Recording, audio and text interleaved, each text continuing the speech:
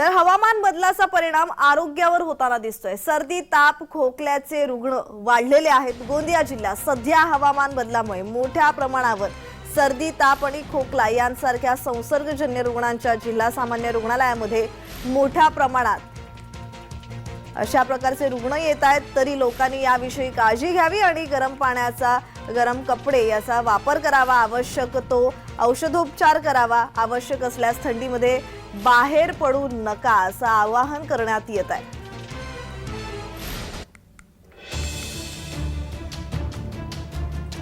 वातावरणामधील जो बदल आहे, थंडी, ताप, ऊन वगैरे जो राहते, त्याच्यामुळे संसर्गजन्य आजार उद्भवण्याचे चान्सेस जास्त असतात।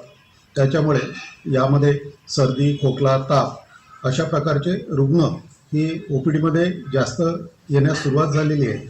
परंतु यापासून रुग्णांनी अतिथंडीमध्ये जाणे टाळावे।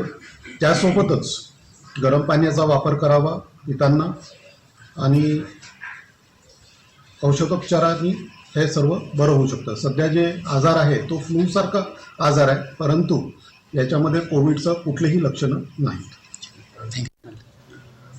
सद्यस्थितीमध्ये वातावरणामधील जो बदल आहे,